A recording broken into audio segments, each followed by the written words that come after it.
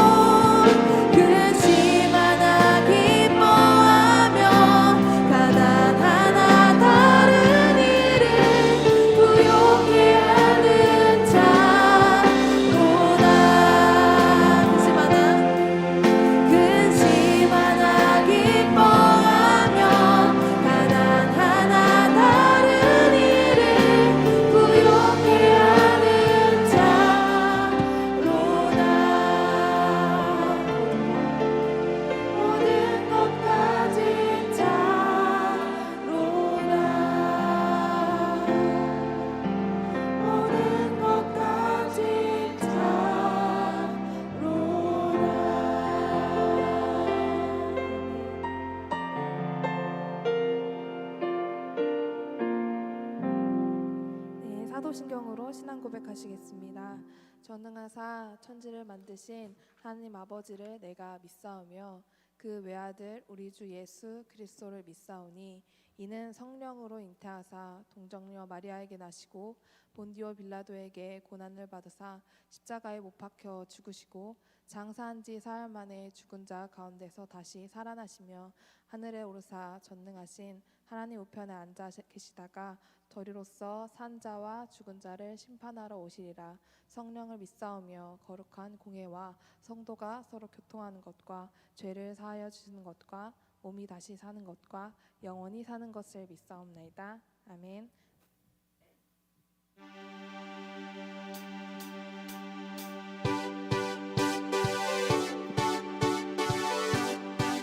자, 오늘 이 시간 우리 박수 치면서 찬양하시겠습니다.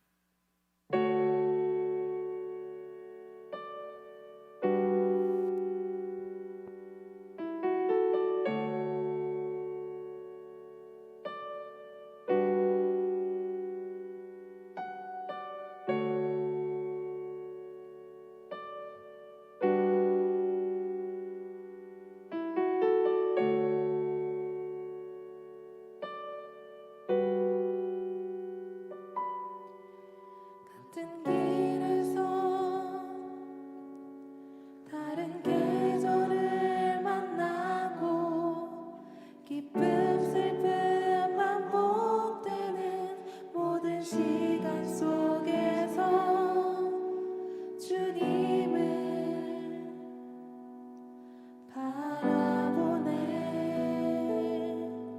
같은 길 위에 나의 계절을 아시고 근심 평안 공존하는 모든 상황 속에서 주 나를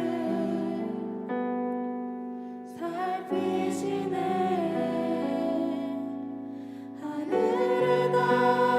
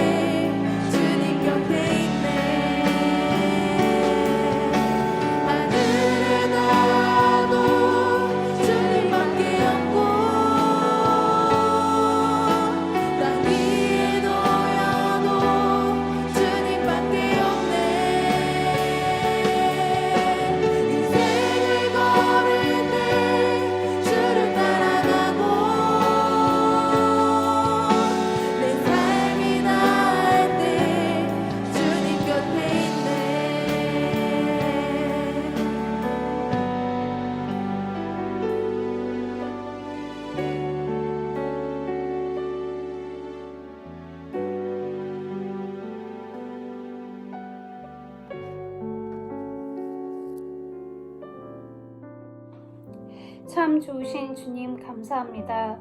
우리에게 하루하루 새날을 주심에 감사드리며 특별히 오늘은 주님과 함께 예배드리게 하심을 감사드립니다.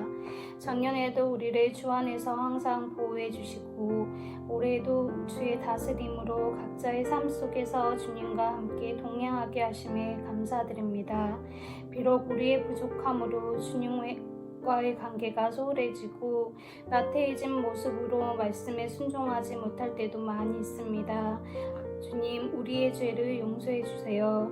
그럼에도 주님은 우리를 자녀로 삼아 주시고 늘 우리를 사랑한다 말씀하여 주십니다. 우리가 그 말씀에 힘입어서 늘 주님의 손을 놓지 않도록 주님의 은혜를 구합니다.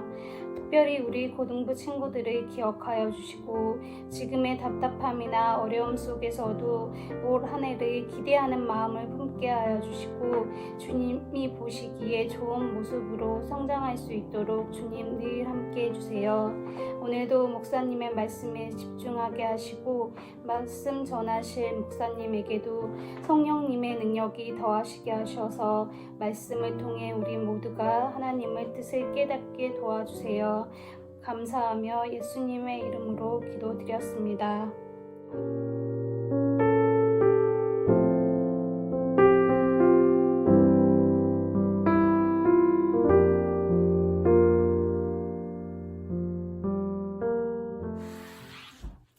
오늘의 말씀은 창세기 1장 26절에서 28절 말씀입니다. 하나님이 이르시되 우리의 형상을 따라 우리의 모양대로 우리가 사람을 만들고 그들로 바다의 물고기와 하늘의 새와 가축과 온 땅과 땅에 기는 모든 것을 다스리게 하자 하시고 하나님이 자기 형상 곧 하나님의 형상대로 사람을 창조하시되 남자와 여자를 창조하시고 하나님이 그들에게 복을 주시며 하나님이 그들에게 이르시되 생육하고 번성하여 땅에 충만하라 땅을 정복하라 바다의 물고기와 하늘의 새와 땅에 움직이는 모든 생물을 다스리라 하시니라. 아멘. 과학이 최근 19세기 이후에나 발전을 했잖아요. 그 이전의 시대 사람들한테 우주를 설명해봐야 뭐 달의 여러 가지 원리들을 설명해줘봐야 관측도 안 되고 성경이 말을 하면 이게 뭐냐고 하면서 이해를 못하는 게 클 수도 있습니다. 그래서 성경은 이 당시 시대 사람들이 이해할 수 있는 오늘의 말씀은 창세기 1장 26절에서 28절 말씀입니다. 하나님이 이르시되 우리의 형상을 따라 우리의 모양대로 우리가 사람을 만들고 그들로 바다의 물고기와 하늘의 새와 가축과 온 땅과 땅에 기는 모든 것을 다스리게 하자 하시고 하나님이 자기 형상 곧 하나님의 형상대로 사람을 창조하시되 남자와 여자를 창조하시고 하나님이 그들에게 복을 주시며 하나님이 그들에게 이르시되 생육하고 번성하여 땅에 충만하라 땅을 정복하라 바다의 물고기와 하늘의 새와 땅에 움직이는 모든 생물을 다스리라 하시니라. 아멘. 여러분 사람은 다 특별하게 지음 받았습니다. 동물들은 기어 다닙니다. 인간은 서서 걸어 다닙니다. 두 손이 자유롭습니다. 입으로 말을 합니다. 지능이 뛰어납니다. 인간의 탁월함은 이루 여러 가지로 설명할 수가 없을 만큼 많습니다. 성경은 그러한 증거를 또한 뒷받침하고 있죠. 창세기 1장 26절 하나님이 이르시되 우리의 형상을 따라 우리의 모양대로 우리가 사람을 만들고 그들로 바다의 물고기와 하늘의 새와 가축과 온 땅과 땅에 기는 모든 것을 다스리게 하자 하시고 하나님이 계획을 하셨는데 특별한 존재 인간을 만드실 때 이제 이 디자인을 이제 하나님께서 아주 독특하게 하셨습니다. 그건 무엇이냐? 자기 자신의 모습에서 영감을 받아 만들어 주셨습니다.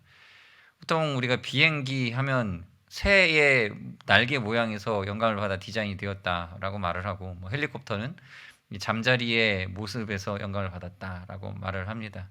뭐 이런 식으로 여러 가지 디자인을 할 때는 영감을 받습니다. 무엇에서 착안을 해서 예쁜 모양을 비슷하게 만들어냅니다. 여러분들 요즘 나오는 커피 머신 중에 뭐 돌체 이런 거는 뭐 이 커피방울 물방울 떨어지는 모양을 영감을 받아서 디자인을 만들었다 뭐 이런 이야기들이 있지요. 근데 인간은 어떻게 만들으셨느냐? 하나님께서 하나님의 형상대로 지으셨습니다. 그래서 인간을 보면 하나님이 보여져야 됩니다. 여러분 하나님 보여주십시오라고 말하는데 사실 사람의 이 서 있는 모습을 보면서 하나님이 저렇게 생기셨을 것이다라고 추측해낼 수 있게 우리를 이렇게 디자인하신 것입니다. 그렇다면 하나님께서 왜 우리를 하나님 닮은 존재로 지으셨을까요? 왜 그 형상대로 자신들의 모양에서 착안을 해내서 인간을 지으셨을까요? 그 이유는 무엇이냐? 바로 하나님의 일들을 대신하게 하시기 위함 때문입니다.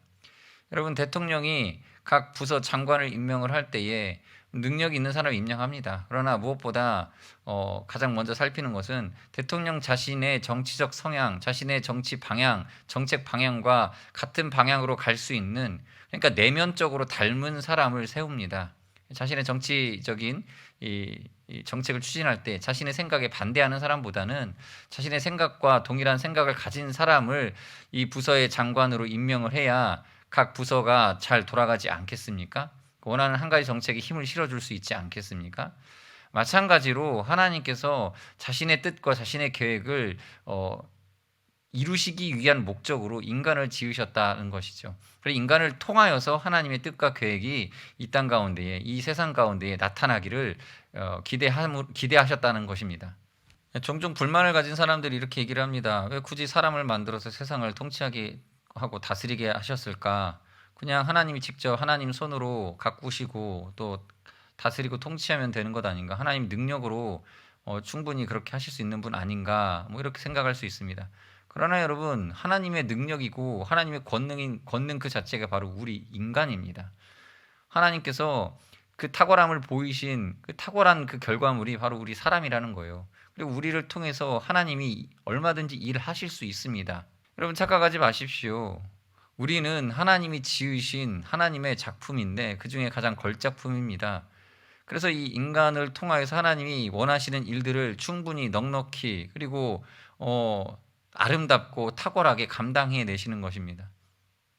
여러분, 우리가 그 하나님 안에 있습니다. 이걸 잊으시면 안 됩니다. 마치 우리가 관중석에서 팝콘 먹으면서 하나님 하시는 일을 구경할 수 있는 위치에 있다라고 생각한다면 착각입니다. 여러분은 이 경기장 안에, 중심에, 그라운드 안에 투수처럼 서 있습니다. 여러분은 이 세상의 주인공이고 하나님의 영광을 드러낼 담당할 하나님 영광 그 자체입니다. 그래서 여러분들의 가치가 귀한 것입니다. 성경을 보면서 성경에 나오는 인물들을 제3자다, 나는 관찰자다라고 생각하면 착각입니다. 성경에서 가리키는 인물이 바로 여러분입니다.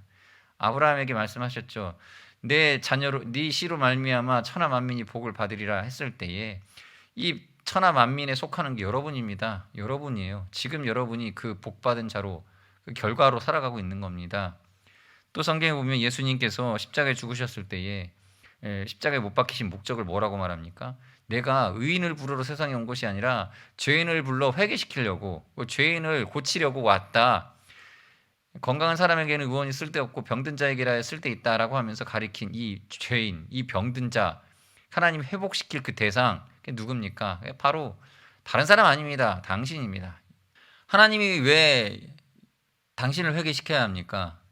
다시 하나님의 나라에 다스리는 자로 만드시기 위함입니다. 회복시키기 위함입니다. 여러분을 다시 그 영광스러운 그 목적 그 자체로 리스토어 해 놓으시기 위하여 예수님께서 십자가에 못 박혀 죽으신 것입니다. 그러므로 여러분이 주인공이에요. 하나님, 저 없어도 세상 잘 돌아가는 것 같은데요 라고 생각이 드는 친구들도 있을 것 같아요. 아니요, 여러분이 없으면 어느 한 부분이 분명 잘못 돌아가고 있을 겁니다. 진짜 제대로 열매를 맺고 있지 못하는 상태가 될 것입니다. 만약 여러분들이 나중에 공무원이 되면요, 여러분들이 그 공무원 한 부서를 맡아서 뭐 담당하겠죠? 그때 여러분들이 기독교인으로서 양심과 또 성실과 정직으로 그 부서에서 맡은 일을 잘 감당하면요, 누군가에게 어떤 복지적 혜택이 주어지겠죠. 그 사람은 하나님 앞에 기도했을 겁니다. 하나님, 제가 지금 힘들고 어려운데 좀 도와주십시오. 근데 그 기도 응답이 바로 성실한 여러분의 열심히 일한 그 결과로 인해서 이 기도했던 사람이 그 혜택을 누릴 수 있는 거예요. 그러니까 여러분이 정말 필요한 존재입니다. 여러분이 그 자리에서 빛과 소금의 역할을 감당해서 그 여러분들이 속한 세상이 잘 돌아가게끔 만들어야 합니다. 하나님께 열매 맺도록 만들어야 됩니다. 여러분들이 만약에 공무원이라면 그 공공기관 안에서 열심히 일을 하고 정직으로 여러 가지 이 문제들을 정면 돌파해 나감으로써 많은 시민들이 그 공공기관이 만들어 놓은 결과물에 득을 보고 살아가게 되어야 됩니다. 원래 목적대로, 소기의 목적대로 누군가의 기도가 응답되는데 여러분이 여러분들의 속한 부서에서 열심히 일한 그 결과가 어떤 사람, 어떤 가난한 자, 어떤 연약한 자의 간절한 기도의 응답으로 나타날 수 있는 겁니다. 그래서 여러분들은 어느 곳에서든지 필요한 존재인 것이에요. 그렇게 하나님께서 여러분들을 지으셨습니다. 나 없어도 잘 돌아가는 세상 아닙니다. 여러분이 없으면 어딘가에 반드시 결함이 생기게 될 겁니다. 그러므로 여러분들이 나아갈 그 길 위에 하나님의 인도하심 속에 여러분 자신을 헌신하여 드리시기 바랍니다. 그렇다면 우리가 하나님 앞에서 그러한 존재, 곧 하나님의 선한 청지기로 살아가기 위해서 해야 할 일이 무엇입니까? 맛을 내는 소금이 그 소금의 맛을 제대로 유지해야만 소금의 역할을 감당하는 것처럼 우리가 우리 자신의 그 정체를 잘 유지해야 합니다. 한 주간 여러분이 뉴스를 보셨다면 정의 사건을 들으셨을 것입니다. 충격적이죠. 기독교인 부부였기에 더 충격이 컸습니다. 이 젊은 부부가 아이를 입양해서 잘 키워보겠다고 기도로 준비했다고 하는데 진짜로 기도로 준비했는지는 모르겠지만 어쨌든 입양을 합니다. 그런데 아이를 사랑하고 잘 보살피기보다는 결국 학대를 가하다가 이 아이가 죽기까지 이르고 말았습니다. 아마 이들은 자기 딴에는 자기들도 입양으로 아이를 키우는 꽤 괜찮은 기독교인으로 보여지기를 바랬던 것 같습니다. 그러나 자기가 아이 하나를 보살피기는커녕 자기 자신의 그 정신 상태도 제대로 관리를 못해서 결국 그 내면의 폭력성과 학대 행위에 중독이 되어 아이에게 여러 가지 폭력적 학대 행위를 가했던 것입니다. 이들에게는 기회가 있었습니다. 경찰에게 세 번을 조사를 받았다고 하죠. 학대 의심 신고를 당한 거죠. 경찰에게 조사를 받을 때에 물론 양부모로서 굉장히 자존감이 낮아졌겠죠. 이게 문제입니다. 꽤 사람들 앞에서 꽤 괜찮은 사람으로 보였었는데 경찰 조사나 받고 앉아 있고 이때 치욕을 당했다라고 생각을 했겠죠. 망신을 당하고. 사실 근데 그때가 회개할 수 있는 기회였습니다. 내가 어쩌다가 이렇게 경찰 조사를 받기까지 되었을까? 우리가 입양을 해서 아이를 잘 키우기로 했는데 그 아이를 학대한 일로 인해서 경찰에게 조사를 받다니 이 충격을 가지고 하나님 앞에서 회개를 했었어야 했습니다. 하나님 잘못했습니다. 제가 이 아이를 더 사랑하여 키우겠습니다. 사람들 앞에서 받는 영광은 이제 없을지라도 사람들 앞에서 아이를 학대한 의심의 눈초리를 받을지라도 이 아이를 정말 사랑으로 키우겠습니다 라고 하면서 제대로 된 회개를 하고 이 아이를 대하는 마음을 다시 바로 잡았다면 그 기회가 있었던 것이죠. 경찰 조사를 받을 때가. 그러나 제대로 된 회개와 반성을 하지 못했고 결국 주위 사람들의 눈치만 살피고 사람들에게 보여지는 이 쇼인도 이 행복한 가정의 모습을 연출하려고 방송 출연도 해보고 그러나 그들 안에 자기 내면 안에 있는 이 중독되어져 있는 학대 행위를 끝끝내 끊어내지를 못하고 이 아이를 결국 끔찍한 결과를 만들어 놓고 말았죠. 여러분 이들의 이 정신세계가 성경에 보면 이 사도행전 5장에 보면 아나니아와 삽비라라고 하는 부부가 등장하는데 이들과도 비슷하다고 볼 수 있습니다. 마찬가지로 이들도 사람들 앞에서 꽤 괜찮은 신앙인으로 보이려고 이 헌금을 속여냈죠. 거짓 헌금을 냈습니다. 이로 인해 결국 하나님께 죽임을 당했습니다. 그들에게도 기회가 있었습니다. 베드로가 물었죠. 너희들이 헌금한 이게 밭을 판 값에 전부 맞느냐? 왜 성령을 속이려고 하느냐? 회개할 기회가 있었습니다. 그때 정직하게 엎드렸다면 회개했을 텐데 그 거짓말을 끝까지 굽히지 않았죠.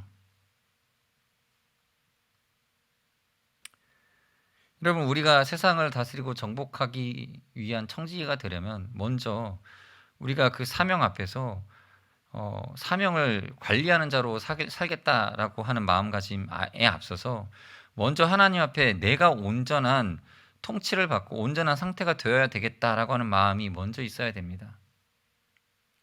요한 3서 1장 2절에 보면 사랑하는 자여 내 영혼이 잘된과 같이 네가 범사에 잘되고 강건하기를 내게 간구하노라. 뭐가 먼저입니까? 범사가 잘 되기가 먼저가 아니라 영혼이 먼저 잘 돼야 됩니다. 우리의 영혼이 건강해야 합니다. 그 다음에 이렇게 잘 회복된 영혼이 아름다운 열매를 맺는 것이죠. 여러분, 우리는 때때로 하나님 앞에 채찍질 당할 때가 있습니다. 회개할 일들이 많습니다. 우리가 예수 믿고 뭐 한 번 수련회에서 은혜 받고 그때 회개기도 한 번 하고 내가 완전히 변화돼서 다시는 회개기도 할 필요가 없는 사람처럼 살아가는 거, 그거 위선자입니다. 여러분, 우리는 때때로 매일같이 아니면 하루에 7번씩이라도 회개할 일이 생깁니다. 하나님 잘못했습니다. 하나님 회개합니다. 용서해 주십시오. 그때마다 하나님 앞에 회개할 줄 아는 사람이 정직한 사람입니다.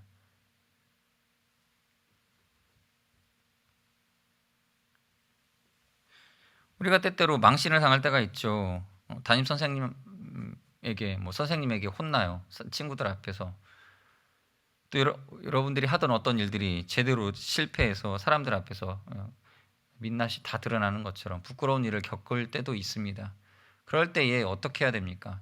당장 사람들 앞에서 내 평판을 수습하려고 우리는 노력하겠죠. 그러나 그러한 상황을 수습하기 위한 사람들 앞에 보여지는 내 자신의 모습을 바꾸기 위해 노력할 것이 아닙니다. 내가 왜 이 지경까지 왔는가에 대한 직접적인 원인인 우리 자신의 내면의 상태에 대해서 하나님 앞에 회개해야 합니다.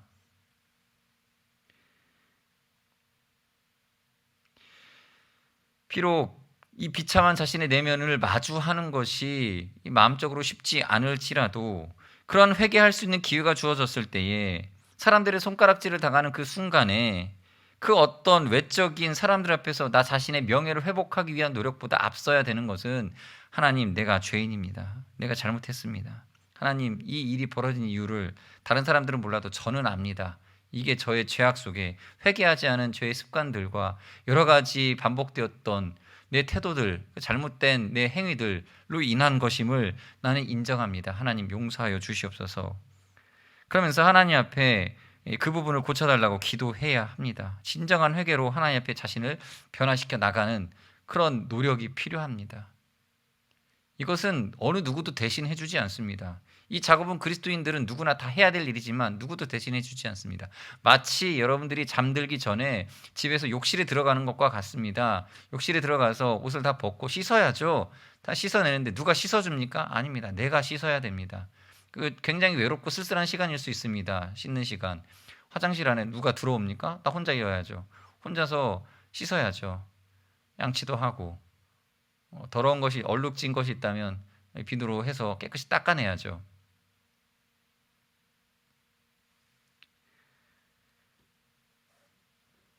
그러나 그 시간을 반드시 가져야 됩니다.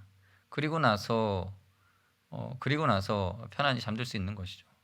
마찬가지로 우리 내면 안에서 이러한 깨끗한 청결화 작업이 반드시 필요합니다.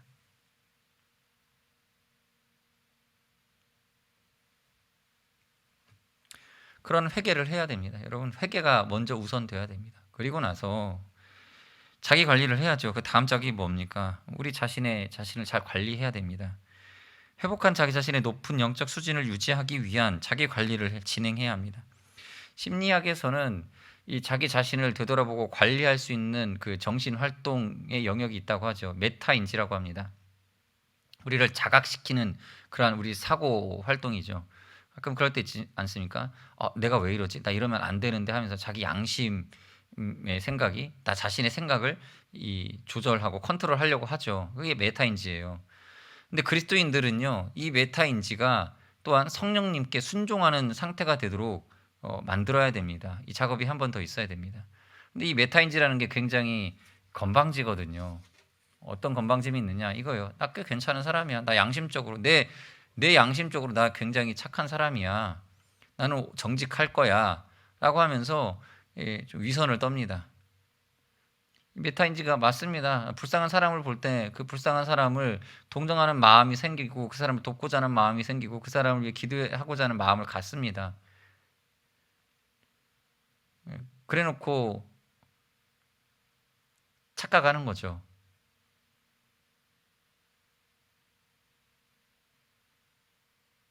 내가 항상 그렇게 착한 사람일 것이다 라고 착각합니다.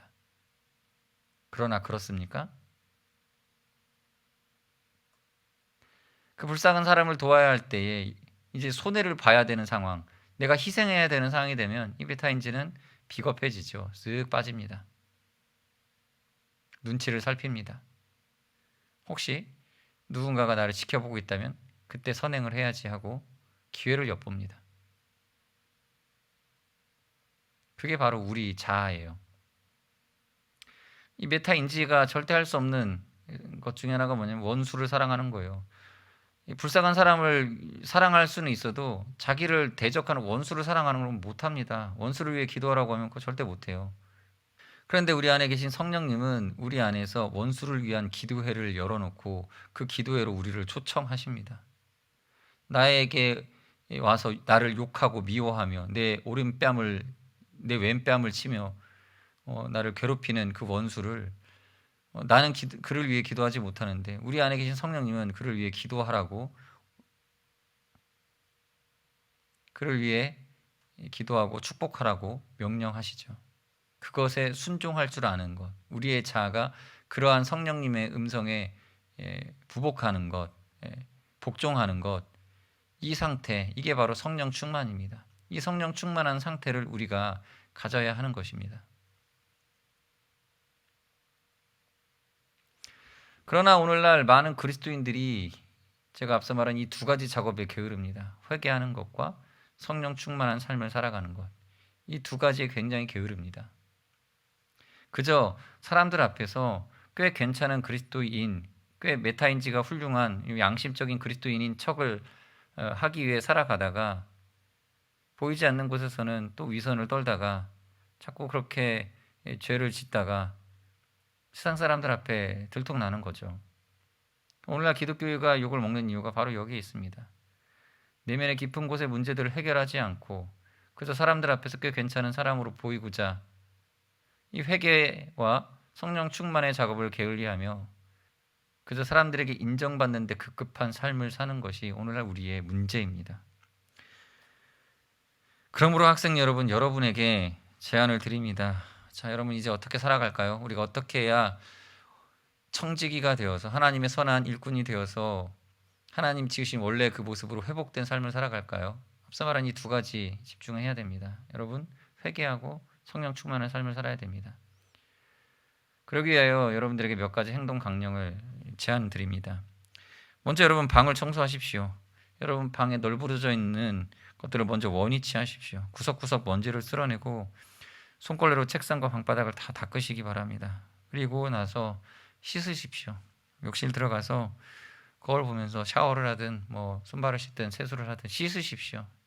그리고 나서 어떻게 합니까? 방으로 돌아가서 성경 말씀 딱 한 장 읽으십시오. 한 장 읽고 그리고 나서 한 3분 정도 성경을 읽은 시간 정도 눈을 감고 말씀을 묵상하며 성령님의 음성을 들으십시오. 그리고 나서 남은 한 1, 2분 정도 잠시 여러분 소리 내어서 기도하십시오. 회개 기도와 성령 충만을 구하는 기도를 하십시오. 그러면서 여러분만 들을 수 있는 작은 소리로 기도할 때 또 기도를 인도해 주신 성령님의 이끄심이 있다면 좀 더 기도를 하다가 피곤할 때까지 기도하다가 피곤해지면 그때 주무시기 바랍니다. 이렇게 일주일만 한번 살아보십시오. 매일매일 이렇게 하루에 한 번씩 잠들기 전에 이 작업을 하고 딱 한 주 정도 지나고 나면 여러분 발견하게 될 겁니다. 내가 하나님 앞에서 그래도 괜찮은 청지기가 되어 있는 그런 자신의 모습을 여러분들이 발견하게 될 겁니다. 기도하겠습니다. 잠시 여러분 묵상하며 기도했으면 좋겠습니다. 같이 기도하시겠습니다.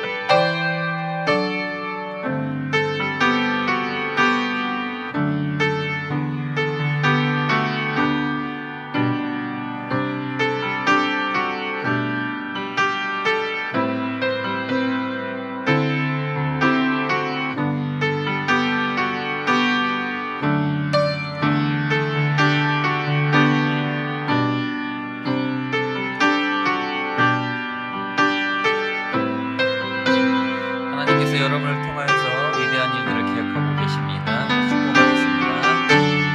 하나님께서 당신을 통해 메마른 땅에 샘물 나게 하시기를 가난한 영혼 목마른 영혼 당신을 통해 주 사랑을 여기 당신에다가 여러분 자신의 이름을 넣고 한번 자신을 축복해 보세요. 하나님께서 당신을 통해 하나님께서 당신을 통해 메마른 땅에 샘물 나게 하시기를 가난한 영혼 목마른 영혼 당신을 통해 주 사랑 알기.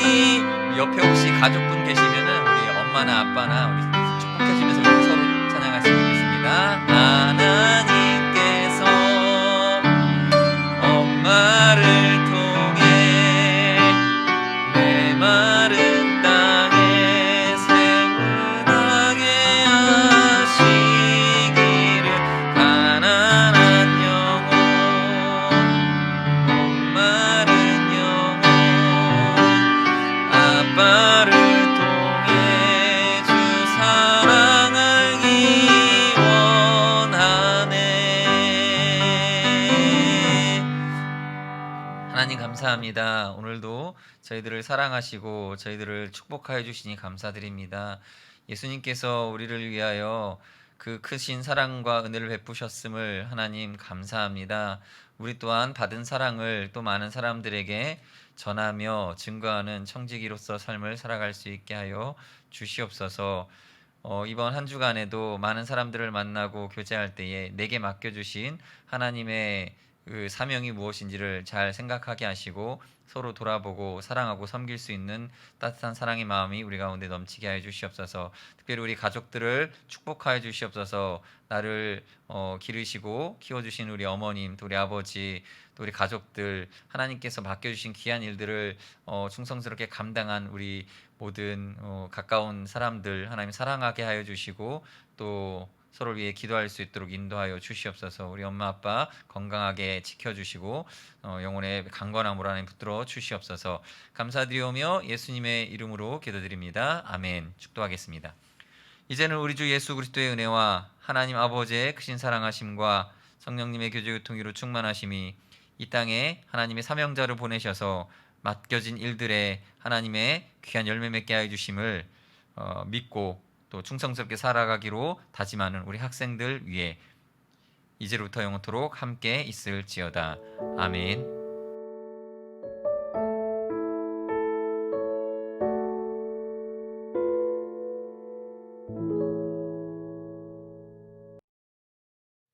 링크 버튼 누르시고 우리 전체 모임에 참여해 주시면 감사하겠습니다.